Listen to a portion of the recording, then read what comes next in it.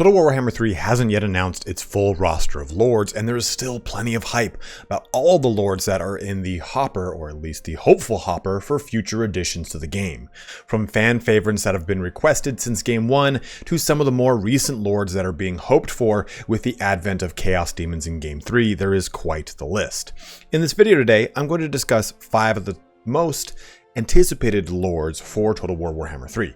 Now, we don't have any kind of confirmation of whether or not these lords are really coming to the game, and this is of course more speculation than anything, so please take all this with a grain of salt. We'll be going down this list from least to most anticipated with an honorable mention at the end. In each section, I'll quickly bring up any units that would make for some fun reinforcements with the lord in any kind of corresponding lord pack, FLC, or whatever kind of DLC that will be coming in the future.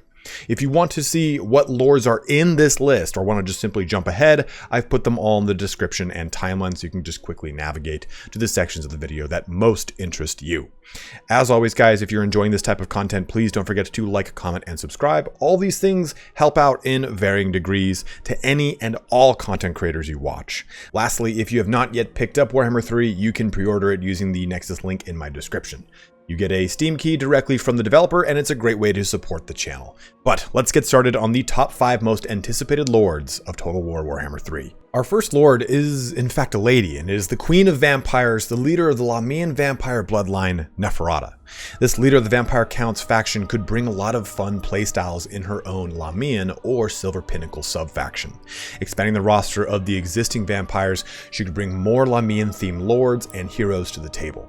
Now, we already got a bit of that with the Vampire Bloodline update in the middle of Warhammer 2's life cycle, but I think that updating the Vampire Bloodlines to be a bit more diverse and with some truly unique elements will be an amazing addition to this speculated DLC. Along with Lamian vampires, Neferata could also add Coven Thrones to the roster, giving the aforementioned mistresses of Lamia a new mount to both support their army and terrorize the foe. And speaking of terror, a unit of spirit hosts would mark one of the only other units not a part of the Vampire Counts roster. Now, we already get the Sirens for the Vampire Coast, so a similar unit could work. And what I think would be more fun is to see these as a monstrous unit with a smaller unit count, but larger packs of hosts to help differentiate them from the Sirens of the Vampire Coast. Further, Neferata would be placed in the Silver Pinnacle, which also was added in Warhammer 2's lifecycle, meaning she already has a place on the map to range into the Darklands on her unholy crusade to bring the realms of men to their knees. She could even take a note out of Arkan the Black's faction and actually have hybrid Tomb Kings units like, say, Tomb Guard.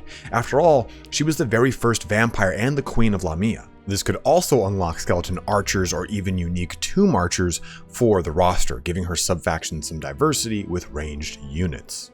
Lastly, it would be even more interesting if Creative Assembly decided to add her as part of a Lord pack against a Jade Vampire of Cathay, bringing the enigmatic Lost Bloodline back for an epic confrontation.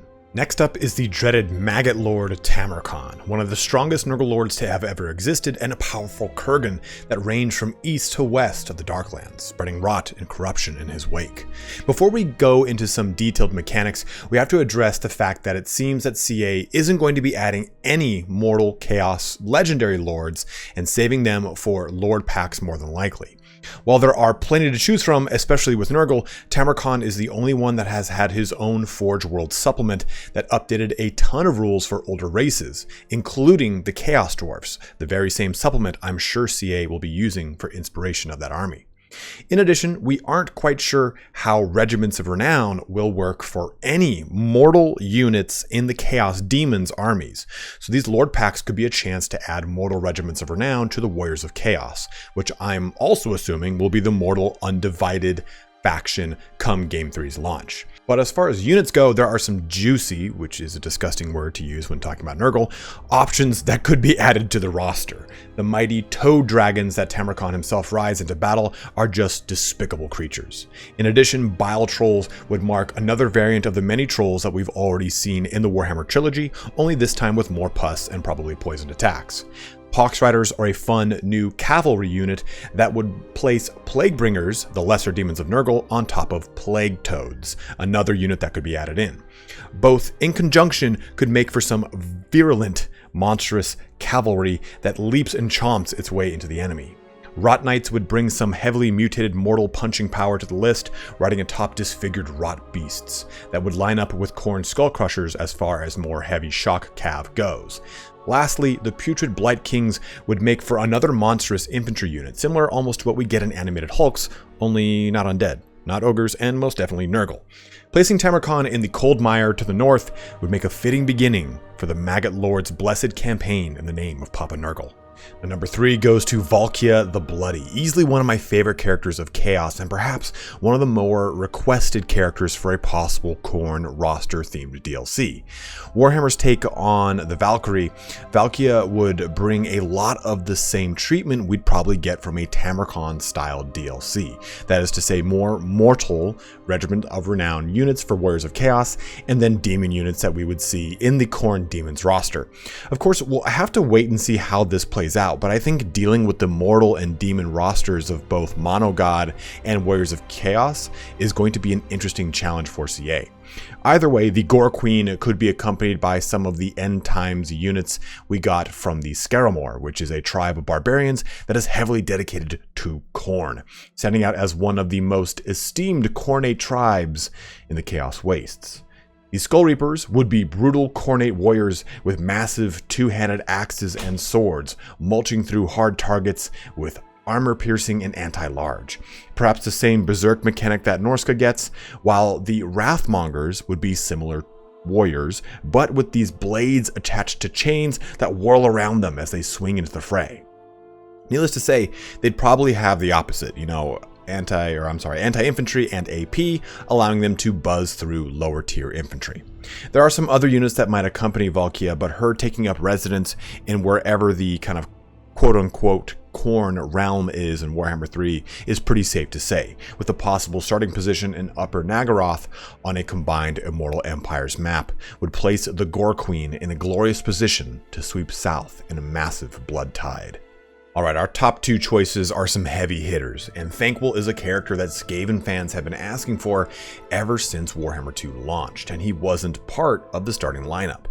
While a lot of the legendary lord choices of Skaven are fun, nothing is more iconic than Thanquol, a character that has woven his way through a ton of lore from the Gotrek and Felix novels to having an End Times book dedicated to his machinations. In addition, Thanquol would finally bring a legendary Lord Grey Seer to the table for Skaven players to sink their grubby little paws into. Seeing as how Skaven are one of the top 3 played campaigns of Total War Warhammer 2, these seem like an instant home run for a Game 3 race. Then, of course, there's all the goodies that Thanquol could bring alongside him.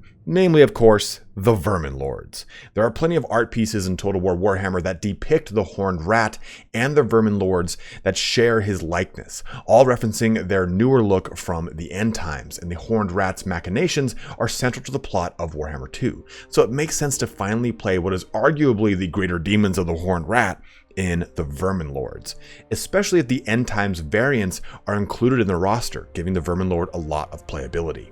Also, another End Times unit that could make its way into the roster would be the Storm Fiends, the apex of Rat Ogre evolution, combining both Clan Scryer and Clan Molder technology.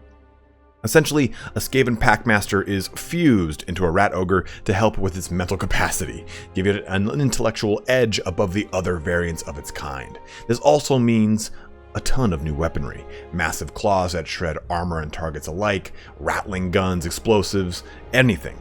Thanquol's final Bone Ripper also took the form of a Storm Fiend in the End Times, and its model is what Thanquol has in his tabletop incarnation. Also, he rides the thing. Basically think of Terminators from Warhammer 40k, but controlled by massive rats. It'd be a glorious and much wanted addition to the Skaven roster. And as far as starting positions for the legendary Grey Seer, the sky is the limit, really. I'd assume somewhere in the Darklands to play into the Warhammer 3 campaign, but he's a Skaven, so CA could drop him anywhere that's feasible, making this an even better option just for his flexibility in both the Game 3 campaign and Immortal Empire map. Coming in at number 1 is the Bone Daddy himself, Nagash, the greatest necromancer to have ever lived, and one of the central antagonists to a lot of the older lore before being revamped for a comeback at the end of Warhammer Fantasy's lifecycle. His home was added back in Warhammer 2's lifecycle as well in the Mortal Empires map, with Nagash most likely being present in the Darklands portion of the third game's standalone campaign map as well, giving him a really good place to play in both campaigns. Honestly, he's a character I really want to see how CA will bring into the game, assuming they do, because he has gone from this disgustingly haggard little troll in the earlier editions of Warhammer to a larger-than-life, gorgeous model that became an absolute powerhouse when he essentially ascended to godhood. The Supreme Lord of the Undead would also bring plenty of toys with him. For one, I'd imagine he'd lead the Undead Legion, which would be a super roster of Vampire Counts, Vampire Coast, and Tomb Kings. That would be absolutely broken, so it would really need a lot of limitations on the roster, as well as mechanics that maybe require you to defeat that faction on the map before getting access to their units. This way you're not just, hard teching into units that help you steamroll the campaign.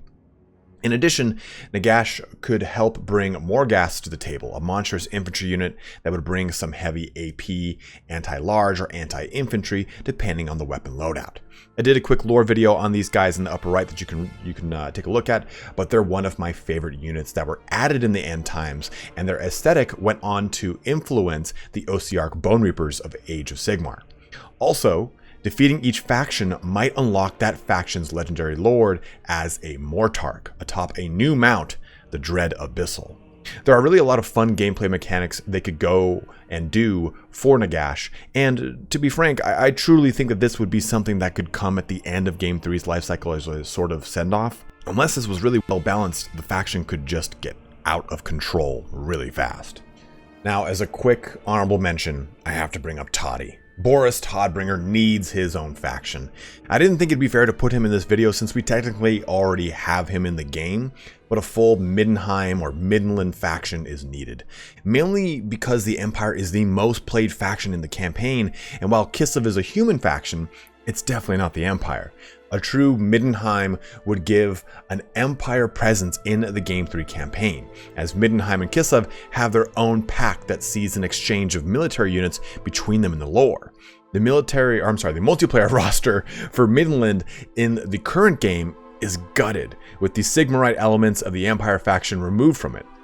These would necessitate the presence of Ulrican, or the Cult of Ulrich units like the Wolf Priest and flagellant counterpart Wolfkin, as well as new knightly orders like the Knights Panther and Knights of the White Wolf, badass knights with gigantic two-handed warhammers. Fun units pulling from the Cult of Ulrich, the other major god in the Empire pantheon outside of Sigmar. Lastly, CA has stated that Toddy will get his day again, so I think it's safe to say, at this point in the game, he's being saved for the final entry in the trilogy. There we have it. Our list is concluded, and we have the top 5 most anticipated lords for Warhammer 3. Now again, this list is all speculation save for the notion about Boris Todbringer, but I think that all of these stand a really high likelihood of coming into the game. They're iconic lords of each of the factions that they represent, and CA seems to be lining up a launch for them by adding either mechanics that play well with that character, or even their legendary home in locations across the map. Go ahead and tell me what some of your most anticipated lords are for Warhammer 3. Do you think that this list nailed it? Would you reorder it? Or maybe you're looking forward to other characters like, Village the Curseling, or perhaps an Ogre character. I did skip over any Cathay, Ogres, or Chaos Dwarf factions because we don't know what characters are coming, or even how those factions will even be incorporated into the game, so that's worth mentioning. But as always, guys, thank you so much for watching here today. Don't forget to like, comment, subscribe, all that fun action. But have a good one and take care.